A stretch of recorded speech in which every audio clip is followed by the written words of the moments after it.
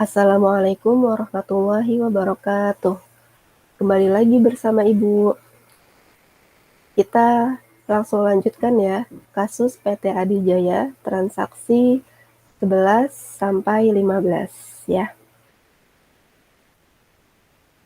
Ibu langsung share screen ya. Kalian sambil dibuka soalnya dan lembar jawabannya ya. Langsung saja. Bismillahirrahmanirrahim. Dokumen transaksi nomor 11. Nah, di sini kita langsung cermati ya bagian atasnya ya. Ini bagian atasnya, bagian kopnya. Nah, di sini adalah nama PT lain yaitu PT Penamas. Dan di sini tertulis nota kredit ya. Ya, siapa yang masih ingat nota kredit itu apa? Ya, nota kredit itu adalah bukti transaksi retur penjualan ya. Nota kredit itu adalah bukti transaksi retur penjualan ya. Nah, jadi si PT Penamas ini mengalami retur penjualan ya. Nah, jadi si PT Penamas ini adalah pihak penjual, sedangkan PT Adijaya atau kita itu sebagai pihak pembeli. Ya, jadi ketika PT Penamas menjual barang dagangnya kepada PT Adijaya, nah barangnya tidak sesuai pesanan, sehingga dikembalikan lagi oleh PT Adijaya kepada PT Penamas. Ya. Nah, sehingga ya bagi kita atau bagi PT Adijaya, maka transaksi ini adalah transaksi retur pembelian ya. Paham nggak? Semoga paham ya. Nih ibu ulangi. Nah, jadi kalian cermati bagian atasnya. Nah, ini kan di bagian kopnya adalah nama PT lain ya, yaitu PT Penamas. Terus di sini ada tulisan nota kredit. Nota kredit itu adalah transaksi retur penjualan ya. Retur penjualan bagi si PT Penamas ya. Sehingga bagi PT Adijaya itu kebalikannya. Berarti bagi PT Adijaya ini adalah transaksi retur pembelian ya. Karena kita mencatat jurnalnya ini adalah sebagai PT Adijaya ya. Oke, langsung saja ya. Jadi ini adalah transaksi retur pembelian. Setiap transaksi retur, ingat ya, maka masuknya di General Journal ya. Masuk di General Journal tanggal berapa tadi ini? Tanggal 12 Desember. Nah, kemudian langsung ditulis nama akunnya. Nama akunnya apa? Nah, ini sama nih seperti yang di atas. Ini kan kalau yang di atas sebelumnya retur penjualan. Nah, sekarang ini retur pembelian. Nah, kalau retur penjualan ini kan tadi kita lihatnya di sales journal ya, di sales journal. Terus dibalik, yang akun di debit taruh di kredit, sedangkan akun yang di kredit taruh di debit ya. Nah, sedangkan kalau retur pembelian, nah kita lihatnya di purchase journal atau jurnal pembelian ya. Sama nih, tinggal dibalik akun-akunnya ya. Akun yang ada di debit kita taruh di kredit. Sedangkan akun yang di kredit kita masukkan di debit ya. Nah, ini berarti kita tulis yang ini dulu nih. Account payable. Account payable taruh di debit ya. Account payable tulis di sini. Account payable. Kemudian kreditnya yang di purchase journal ada di debit, yaitu merchandise inventory dan VAT-in. Merchandise inventory dan VAT-in.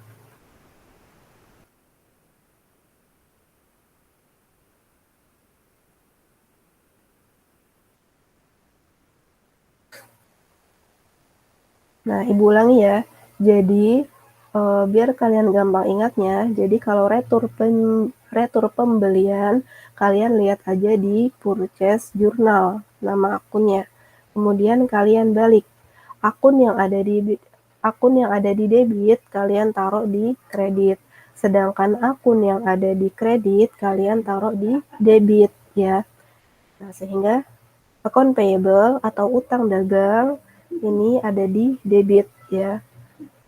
Sedangkan merchandise inventory dan VAT-in masuk di kredit, ya. Nah, kemudian sekarang angkanya, masukkan angkanya. Nah, kita fokus ke bagian ininya, langsung ke bagian bawahnya, ya. Nah, yang ini jumlah ini berarti masuknya di account payable, ya. Ingat ya, jadi kalau yang bagian jumlah ini adalah total utang dagangnya, ya. Utang dagang itu adalah account payable. Account payable sebesar berapa ini? 19.965.000. 19.965.000. Kemudian PPN-nya, PPN berarti masuk di VAT-in sebesar 1.815.000. 1.815.000. Maaf, salah di bawahnya ya. Ini di bagian VAT-in ya. VAT-in 1.815.000. 1.815.000. Sedangkan yang ini total harga sebesar 18.150.000 masuk di merchandise inventory. Di sini. 18.150.000. Ya, gitu ya. Jadi yang bagian jumlah ini masuk di account payable, PPN masuk di VAT-in, total harga masuk di merchandise inventory, ya. Bisa dipahami ya? Jadi ingat ya, kalau setiap transaksi retur, baik itu retur penjualan maupun retur pembelian, masuknya di general journal, ya. Nah, kemudian dari bukti transaksinya ada tulisan nota kredit, ya. Ada tulisan nota kredit. Nah, kemudian dilihat lagi nih di bagian kopnya. Kalau misalnya di bagian atasnya ini adalah nama PT kita, ya. Misalnya di sini kan kita sebagai PT Adijaya. Kalau di sini di atasnya adalah tulisan PT Adijaya, kemudian di sini ada nota kredit, dan biasanya di sini ada tulisan kopi juga. Nah, maka ini adalah transaksi retur penjualan, ya.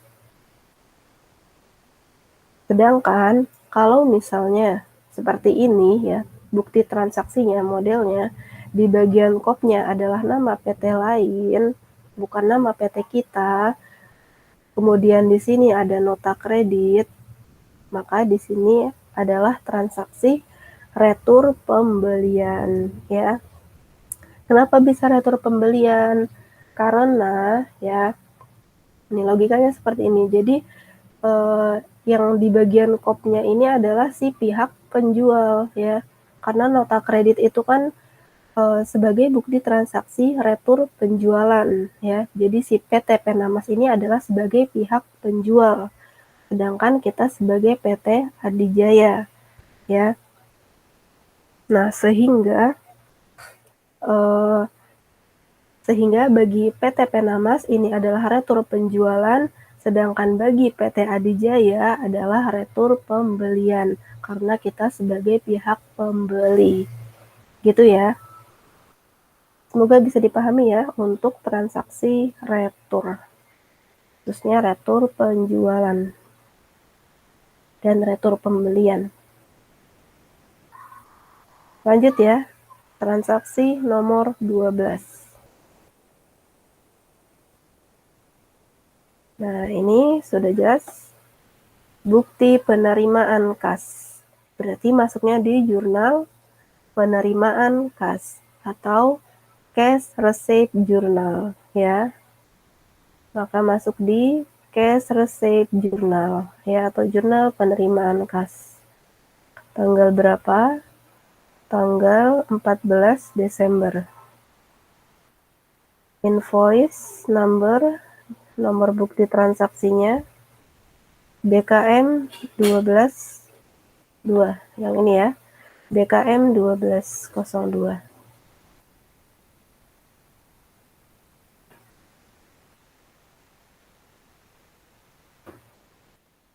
Kemudian description-nya, nah ini karena di sini adalah pelunasan faktur, maka yang ditulis di description-nya adalah nama tokonya ya, yaitu Toko Indah. Ingat ya, kalau keterangannya yaitu pelunasan faktur ya, maka di description-nya itu ditulisnya nama tokonya ya.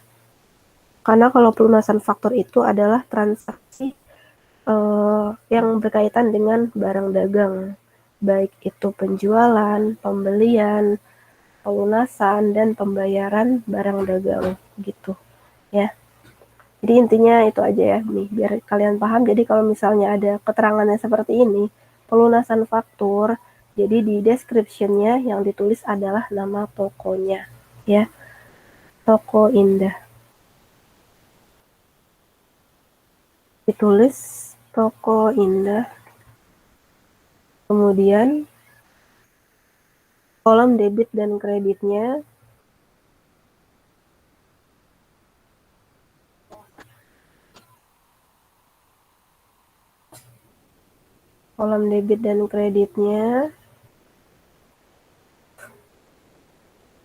nah ini sebesar 171.600.000.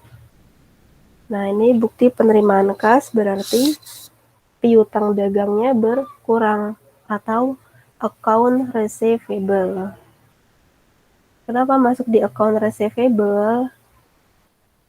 Karena jadi kan ini ceritanya kita ya, atau PT Adijaya menjual barang dagang ke Toko Indah secara kredit ya. Nah ketika PT Adijaya menjual secara kredit kepada Toko Indah, berarti piutang dagang kepada Toko Indah ini bertambah ya. Piutang dagangnya bertambah. Piutang dagang atau account receivable. Sedangkan ketika si Toko Indah ini melunasi pembayaran dari barang dagang tersebut yang telah dibeli dari PT Adijaya ya. Nah, sehingga kan PT Adijaya menerima pembayaran dari Toko Indah. Jadi, piutang dagangnya atau account receivable itu berkurang ya, karena sudah dibayar oleh Toko Indah. Itu ya. Jadi, account receivable-nya berkurang ya. Account receivable berkurang di mana? Di kredit ya, nih. Jadi kalau pelunasan faktur ini sudah pasti sih ya. Kreditnya masuk di account receivable sebesar 171.600.000. Dan debitnya debitnya masuk di cash in bank sama sebesar 1.171.600.000 ya. Account receivable berkurang dan cash in bank-nya bertambah. Jadi logikanya seperti ini. Jadi piutang dagangnya itu berkurang karena sudah dibayar, sedangkan cash in bank-nya bertambah karena si PT Adijaya menerima pelunasan dari Toko Indah atau menerima uangnya dari PT Indah itu. Ya, jadi cash in bank-nya bertambah karena Toko Indahnya sudah membayar ke PT Adijaya pakai uang atau pakai cash itu ya. Jadi bertambah cash in bank-nya. Semoga bisa dipahami ya. Jadi untuk bukti tanggal 12 masuknya di cash receipt journal ya, cash receipt journal. Kemudian debitnya masuk di cash in bank, dan kreditnya masuk di account receivable, ya. Lanjut, bukti transaksi nomor 13. Nah, di sini tertulis di kodnya, di bagian atasnya adalah PT Adi Jaya. PT Adi Jaya, kemudian di sini ada tulisan kopi, ya. Ada tulisan kopi, kemudian ada tulisan nota kontan. Siapa yang ingat nota kontan itu bukti transaksi apa? Coba dilihat lagi catatannya. Nota kontan. Nota kontan itu adalah bukti transaksi penjualan secara tunai, ya.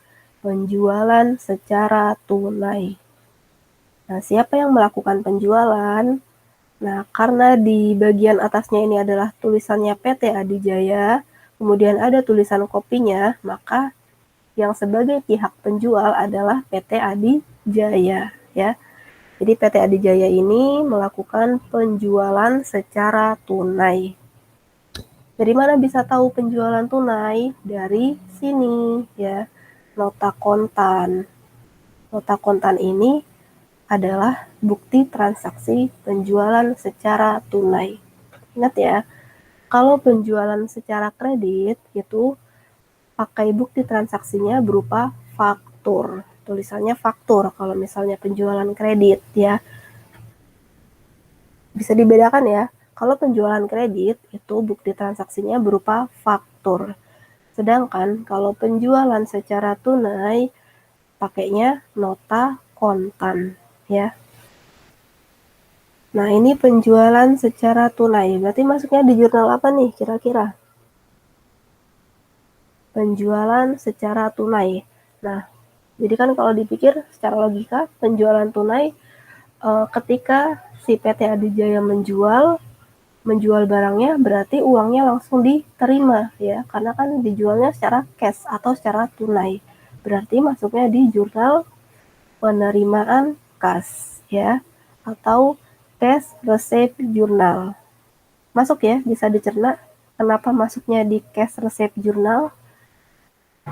Karena ketika menjual, ya, ketika si PT Adi Jaya menjual barang dagangnya, maka uangnya langsung diterima karena dijualnya secara tunai atau cash, ya.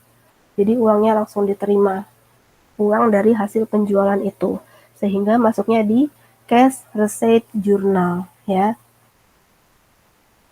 Cash receipt journal. Nah, di sini, nah, tanggal berapa? Tanggal 15 Desember, invoice number yang ini ya, AJKN 01, AJKN 01, kemudian description-nya tulis saja penjualan tunai, ya. Kalau ada penjualan tunai, description-nya tulis saja penjualan tunai, sama, ya. Jadi biar bisa dibedakan. Nah, kemudian debitnya, kolom debit dan kreditnya, ya. Nah, ini disamakan dengan sales journal, ya. Nih, di sales journal. Nah, tapi bedanya kalau di sales journal ini kan debitnya account receivable, ya. Karena masih piutang, karena kredit, ya. Kredit itu kan artinya belum dibayar, berarti masih piutang atau account receivable. Sedangkan kalau secara tunai, maka debitnya cash in bank, ya. Karena sudah diterima cash-nya, sudah diterima uangnya, ya.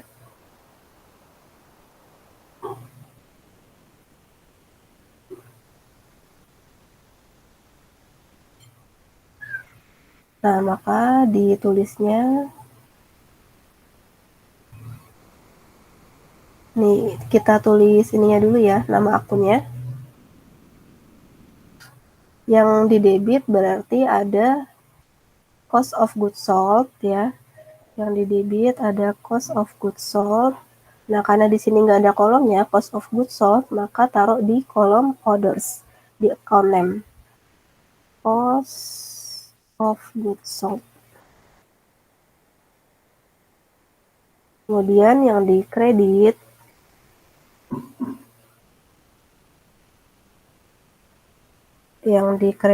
ini ada sales, merchandise inventory, dan fat out.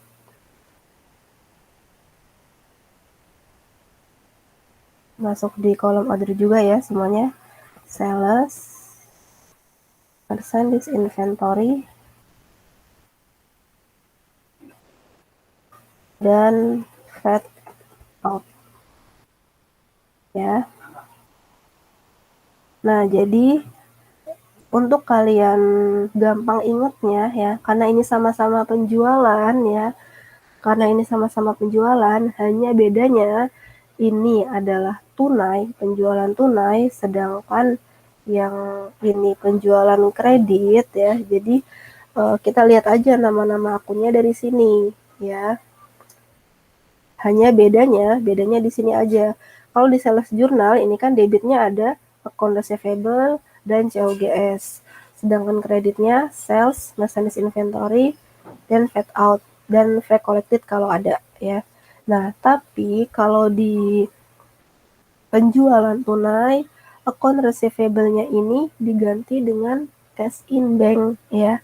Karena kan penjualannya secara tunai. Sehingga kasnya atau uangnya sudah langsung diterima, maka cash in bank-nya bertambah gitu ya. Kalau account receivable kan masih piutang, belum dibayar. Ya, itu kalau misalnya penjualannya secara kredit gitu. Nah, jadi akun-akunnya dari situ ya, bisa dilihat dari sales journal. Nah, sekarang kita masukin akun numbernya dulu ya. Jadi di sini ada nggak nomornya? Ya, COGS nomornya 51100, akun numbernya 51100, kemudian sales 41100,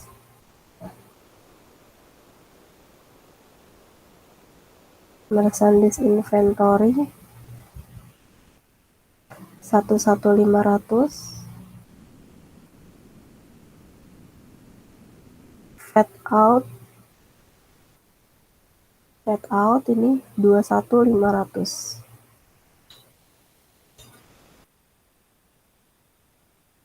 Nah, kemudian sekarang angkanya kita masukin. Nah, ingat ya, nih kalau ada tabel-tabel begini, kita langsung fokus ke bagian bawahnya ini ya. Nah, ini karena nota kontan ya atau penjualan tunai, maka yang jumlahnya ini masuk di kolom cash in bank ya. Sebesar 180.400.000. 180.400.000. Kemudian PPN masuk di fat out ya. Ingat ya, kalau PPN itu masuk di fat out sebesar 16.400.000. Di sini fat out 16.400.000. Dan total harga ini masuknya di sales ya. Total harga masuknya di sales sebesar 164 juta. 164 juta di sini ya. Nah, kemudian COGS dan merchandise inventory dilihatnya dari mana? Masih ingat nggak? Ya, dilihatnya dari inventory card ya. Dilihat dari sini, ini tadi tanggal berapa? Tanggal 15. Dilihat inventory card-nya, dilihat tanggal 15. Nih. Dan dari sini, Yang barang pertama dulu, dilihat tanggal 15 ya, penjualan tunai, kolom amount-nya, yaitu 70.166.600 ditambah amount barang kedua nih sebesar 64.128.800. Nah, ditambah berapa nih? Ini saya hitung pakai kalkulator di sini ya. Nih, jadi amount-nya COGS ya. Angka untuk COGS-nya didapat dari inventory card, dari barang pertama ya. Nih, dari sini amount barang yang pertama sebesar 70.166.600 ditambah ya, ditambah amount barang yang kedua sebesar 64.128.800. Nah, segini sebesar 134.295.400. Dan merchandise inventory-nya sama ya, sebesar COGS-nya. Seperti ini ya. Jadi sekali lagi diingat-ingat, kalau misalnya bukti transaksinya bentuk seperti ini ya, nota kontan, maka ini artinya adalah penjualan secara tunai ya. Penjualan secara tunai masuknya di cash receipt journal atau jurnal penerimaan kas ya. Jurnal penerimaan kas. Nah, kemudian akun-akun yang dimasukkan ya, kalian gampang pahamnya, kalian lihat aja di sales journal ya, karena ini sama-sama transaksi penjualan. Hanya bedanya kalau di sales journal ini untuk pencatatan penjualan secara kredit, namun kalau di cash receipt journal untuk transaksi penjualan secara tunai gitu ya. Jadi akun-akunnya lihat aja di sini ya. Debitnya COGS, kemudian kreditnya sales, merchandise inventory, fade out, dan freight collected kalau ada ya. Nah, bedanya hanya di sini. Kalau di sales journal ini kan pakainya account receivable. Nah, kalau di cash receipt journal, account receivable-nya ini diganti dengan cash in bank ya. Jadi di debitnya penjualan tunai itu adalah cash in bank dan COGS. Kalau di kreditnya sama ya, sales, merchandise inventory, dan fade out. Kemudian cara masukin angka-angkanya, ya, kita langsung fokus di sini tadi. Bagian jumlah ya, ini masuk di cash in bank, kemudian PPN masuk di fade out, total harga masuk di sales ya. Kemudian untuk COGS dan merchandise inventory lihatnya di inventory card ya. Amount barang pertama ditambah amount barang yang kedua. Gitu ya. Semoga bisa dipahami untuk transaksi penjualan tunai ya. Lanjut, transaksi nomor 14.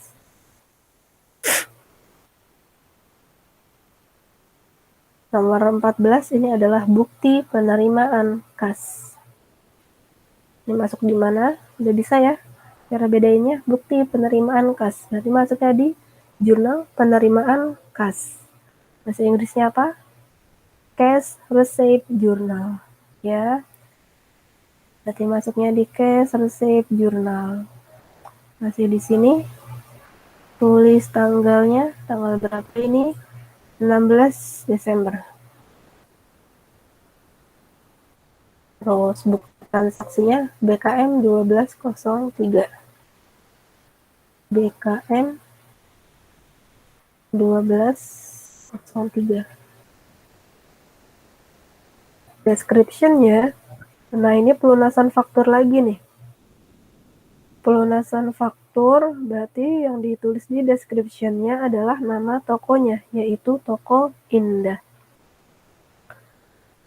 Toko Indah. Nah, kolom ref dikosongkan, langsung kolom debit dan kreditnya. Nah, kalau pelunasan faktur, udah langsung aja ya, dimasukin angkanya. Ini sebesar 327.800.000. Masuk di kolom cash in bank dan account receivable ya. 327.800.000 ya. Di account receivable-nya sama sebesar 327.800.000.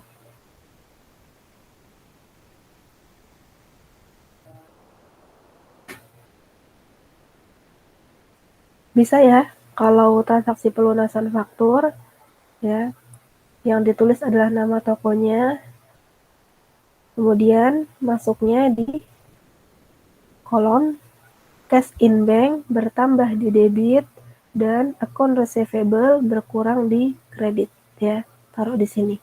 Angkanya sama. Bisa ya. Ini transaksinya pengulangan aja.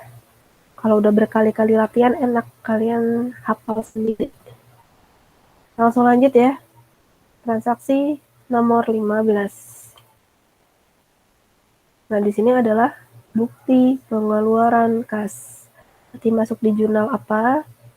Bukti pengeluaran kas. Jurnal pengeluaran kas. Ya, sesuai namanya ya. Terus bahasa Inggrisnya apa? Jurnal pengeluaran kas. Cash Disbursement Journal. Ya. Cash Disbursement Journal. Nah, di sini masuknya tulis tanggalnya tanggal 17 Desember. Invoice numbernya BKK 104. Kemudian description-nya nih, lihat di keterangan untuk pembayaran PPN bulan November 2020. Pembayaran PPN bulan November.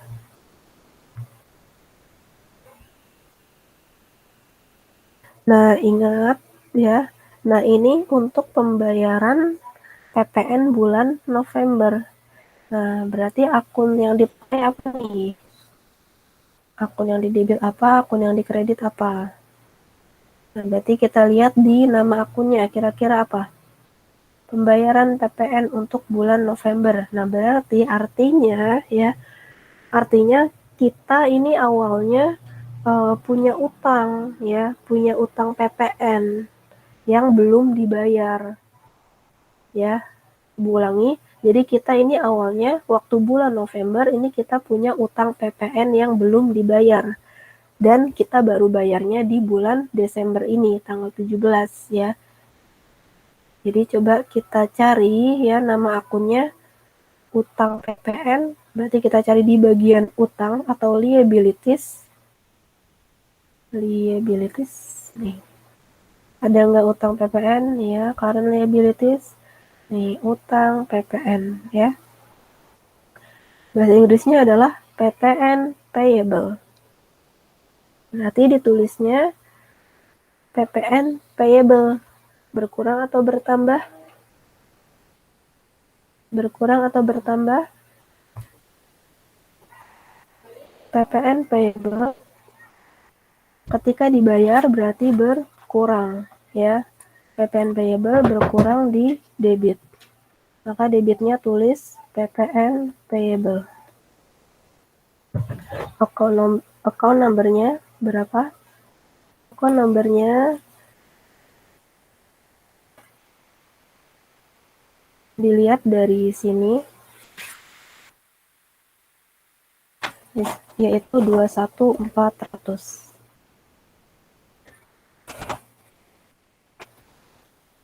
21400 dan amount-nya amount-nya sebesar 4.200.000.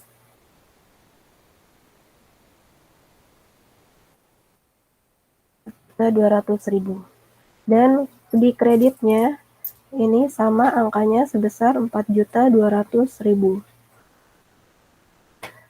Nah, ulang ya. Jadi, kalau ada transaksi seperti ini, pembayaran PPN untuk bulan November 2020, nah berarti artinya ini kita sebelumnya, waktu bulan November, kita memiliki utang PPN yang belum dibayar. Dan kita baru bayarnya di bulan Desember ini, tanggal 17. Sehingga akun yang dipakai adalah PPN payable, ya. PPN payable berkurang. PPN payable atau utang PPN berkurang di debit, ya. Kenapa berkurang? Karena kan utang PPN-nya sudah kita bayar, jadi utang kita berkurang. Dan cash in bank-nya juga berkurang di kredit. Kenapa cash in bank-nya berkurang? Ya karena cash in bank-nya untuk membayar PPN payable ini, ya, untuk membayar PPN. Jadi sama-sama berkurang. PPN payable berkurang di debit dan cash in bank berkurang di kredit sebesar 4.200.000. Angkanya langsung disalin dari soalnya, ya, dari sini 4.200.000. Nah, seperti ini ya.